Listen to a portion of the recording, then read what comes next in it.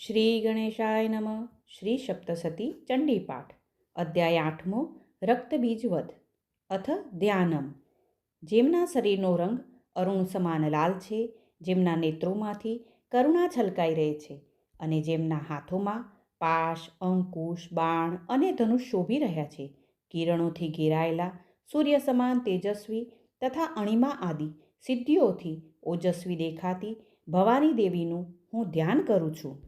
ઋષિ બોલ્યા, હે રાજન, જ્યારે કાલી દેવીએ ચંડનો નાશ કર્યો, મુંડનો વધ કર્યો અને બધા જ સૈન્યનો વિનાશ કરી દીધો, ત્યારે મહાપ્રતાપી અસુરોનો રાજા શુંભ અત્યંત ક્રોધિત થઈ ગયો અને તેણે દેવીનો વધ કરવા માટે સંપૂર્ણ સૈન્યને યુદ્ધ કરવાની આજ્ઞા આપી. તે બોલ્યો, મારા ઉદાયુધ નામના 86 સૈન્ય સેનાપતિઓ, તમારા બધા જ સૈન્ય સાથે આયુધો ઉગામીને તૈયાર થાઓ. હે કંબુ નામના 84 દૈત્ય સેનાપતિઓ, તમારી ચારેય પ્રકારની સેના લઈને બધા આજે જ યુદ્ધ કરવા નીકળી પડો. બીજા કોટિવીર્ય નામના ધારણ કરનાર અસુરોના 50 કુળો તથા ધૂમ્રવસના 100 કુળો મારી આજ્ઞાથી લડવા માટે નીકળી પડો. હે કાલકાસુર, દૈત્યના વંશના દુર્હદ કુળમાં જન્મેલા અને કાલકા નામની રાક્ષસીના વંશમાં અસુરો, મારી આજ્ઞા છે કે તમારા આયુધોથી સજ્જ થઈ યુદ્ધ કરવા નીકળી પડો. આ રીતે ઉગ્ર આજ્ઞા કરીને સહસ્ત્ર અસુર સેનાથી વીંટાયેલો ભયંકર શાસક અસુરપતિ શંભુ પોતાની હજારો સેના લઈ જાતે જ યુદ્ધ કરવા નીકળ્યો. ભયંકર એવા શુંભને ચતુરંગી સેના સાથે પોતાની તરફ આવતો જોઈને ચંડિકા દેવીએ ધનુષ્ય દોરીના ટંકારથી પૃથ્વી અને આકાશના અંતર્ભાગને ગૂંચવી દીધો.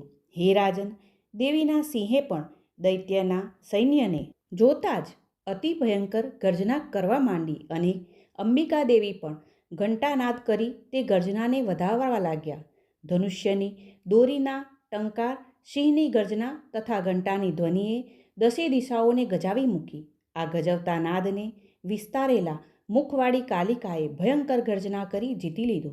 એટલે કાલીની ગર્જનાથી બધા અવાજો સંભળાતા બંધ થઈ ગયા. આ પ્રકારના બધા ભયંકર અવાજો સાંભળીને ક્રોધે ભરાયેલા અસુર સેનાએ અંબિકા દેવીને, તેમના વાહન સિંહને તથા કાલિકા દેવીને ચારે દિશાએથી ઘેરી લીધા. હે રાજન, એ સમયે દેવોના શત્રુ દૈત્યોના વિનાશ માટે તથા દેવોના કલ્યાણ માટે બ્રહ્મા મહાદેવ, કાર્તિકેય, વિષ્ણુ તથા ઇન્દ્રના શરીરમાંથી અતિ સામર્થ્યવાન તથા બળ શક્તિ સંપન્ન એવી શક્તિઓ ઉત્પન્ન થઈ અને તેમના જેવા જ અખંડ સ્વરૂપે ચંડિકા દેવીની પાસે ગઈ. એ દેવતાઓનું જેવું રૂપ, જેવી વેશભૂષા અને જેવા વાહન હતા, તે જ પ્રમાણે રૂપ તથા વાહન આદિને ધારણ કરનારી તે દેવોની શક્તિઓ અસુરો સાથે યુદ્ધ કરવા તત્પર થઈ. આ પ્રકટ થયેલ શક્તિઓમાં સર્વપ્રથમ હંસયુક્ત વિમાનના અગ્રભાગમાં બેઠેલા, હાથમાં અક્ષમાળા તથા કમંડળ ધારણ કરનારા જે બ્રહ્માજીની શક્તિ રણસંગ્રામમાં પ્રગટ થયા, તેમને બ્રહ્માણી કહેવામાં આવે છે. જે પોઠિયા પર બેઠેલા છે, જેમણે તીક્ષ્ણ ત્રિશૂળ ધારણ કરેલું છે, તથા મોટા નાગોના જેમણે કંકણ પહેર્યા છે, વળી જેમના મસ્તકે ચંદ્રકલાનું ભૂષણ છે, તેવા મહાદેવની શક્તિરૂપ જે દેવી પ્રગટ થયા, તેમને માહેશ્વરી કહેવામાં આવે છે. જેમણે હાથમાં શક્તિ નામનું આયુધ ધારણ કરેલું છે, જેમનું વાહન મોર છે, તે કાર્તિકેયના શક્તિરૂપ દેવી કૌમારીનું રૂપ ધારણ કરીને દૈત્યોનો નાશ કરવા માટે અંબિકા સમીપ આવી પહોંચ્યા. ગરુડ પર બિરાજેલા અને જેમના હાથમાં શંખ, ચક્ર, ગદા, ધનુષ અને ખડગ જેવા આયુધો ધારણ કરેલા છે, તે ભગવાન વિષ્ણુની શક્તિ વૈષ્ણવી દેવી પણ તે જ પ્રમાણે યુદ્ધ કરવા આવી પહોંચ્યા. યજ્ઞના અંગભૂત વારાહ રૂપે ધારણ કરનાર હરિ છે, તેમની વરહ મૂર્તિને ધારણ કરનારી વારાહી શક્તિ પણ યુદ્ધ ક્ષેત્રે આવી પહોંચ્યા. ભગવાન ઋષિની શક્તિ નારસિંહી પણ ઋષિના સમાન રૂપ ધારણ કરી પોતાની કેશવાળી ફફડાથી તારામંડળે હચમચાવતા આ યુદ્ધ વખતે પ્રગટ થયા. એરાવત હાથી પર આરૂઢ થયેલા, હાથમાં વ્રજ ધારણ કરેલા 1000 નેત્રવાળા ઇન્દ્રશક્તિ ઐન્દ્રી દેવી પણ આવી ઊભા રહ્યા. સર્વ દેવોની શક્તિઓ ચંડિકાને પ્રાપ્ત થઈ પછી તેનાથી વીંટાયેલા ચંડિકાને મહાદેવજી કહેવા લાગ્યા, હે અંબિકે, હવે મારી પ્રસન્નતા માટે તમે જલ્દીથી અસુરોનો નાશ કરો. મહાદેવજીનું વચન પૂર્ણ થતાં જ તે જ વખતે અંબિકાના શરીરમાંથી એક અતિ ભયાનક સ્વરૂપવાળી હજારો શિયાળોની જેમ ચિત્કાર કરતી શક્તિ પ્રગટ થઈ. તે પોતે શિવ સ્વરૂપિણી હોવા છતાં અંગભૂત અનંત શિવા સહિત નાદ કરવા લાગી. આ અપરાજિતા દેવી ધૂમવર્ણની જટાવાળા મહાદેવજીને કહેવા લાગ્યા, હે ભગવાન, તમે મારા દૂત તરીકે શુંભ નિશુંભની પાસે જાઓ. એ અત્યંત ગર્વવાળા દૈત્યો શુંભ નિશુંભને તેમજ બીજા પણ અન્ય દાનવો કે જે યુદ્ધ કરવા માટે તૈયાર થયેલા હોય તે સર્વને કહો કે હે દુષ્ટો, જો તમારે જીવવાની ઈચ્છા હોય તો ત્રણેય લોકનું અધિપત્ય ઇન્દ્રને સોંપી દો અને દેવોને યજ્ઞમાં મળતા હવીર ભાર્ગોનો હક તેમને પાછો સોંપી તમે પાતાળ લોકમાં જતા રહો. અને જો તમે તમારા શરીર બળ અને વિશાળ સૈન્યના ગર્વનું અભિમાન રાખી યુદ્ધ કરવાની ઈચ્છા રાખતા હો તો મારી સાથે યુદ્ધ કરો, જેથી તમારા કાચા માંસથી મારી શિવાશક્તિઓ તૃપ્ત થાય. આ દેવીએ શિવને દૂતનું કાર્ય કરવાનું સોંપ્યું, તેથી તે દેવી જગતમાં શિવદૂતી એવા નામથી પ્રખ્યાત થયા. ભગવાન શિવજીના મુખે દેવીના વચનો સાંભળીને શુંભ આદિ મહાન અસુરો અત્યંત ક્રોધે ભરાયા અને પછી તુરત જ જ્યાં કાત્યાયની દેવી ઊભા હતા ત્યાં તેઓ જઈ પહોંચ્યા. ક્રોધથી ઉદ્ધત થયેલા દેવશત્રુ અસુરોએ ત્યાં પહોંચતા જ દેવી પર બાણ, શક્તિ, દ્રષ્ટિ વગેરે આયુધોની વૃષ્ટિ કરી તેમને ઢાંકી કાઢ્યા. અસુરોએ નાખેલા મોટા મોટા બાણો, શૂળો, શક્તિઓ, ચક્રો અને ફરશીઓ વગેરે આયુધોને દેવીએ પોતાના ધનુષ્યની દોરી ખેંચી ટંકારથી અનેક બાણો છોડીને રમત રમતમાં કાપી નાખ્યા. એ વખતે ચંડિકાના લલાટથી પ્રગટ થયેલા કાલિકા દેવી પણ શત્રુઓને ત્રિશૂળના પ્રહારથી ચીરી નાખતા તથા ખટવાંગથી છોદતા શૈત્રુ સૈન્યમ વિચરણ કરવા લાગ્યા. બ્રહ્માણી દેવી પણ દાનવ સૈન્યમાં દોડતા દોડતા કમંડળનું પાણી છાંટી દેવતાઓના શત્રુ દૈત્યોને નિસ્તેજ, બળહીન તથા તેમના પરાક્રમનો નાશ કરવા લાગ્યા.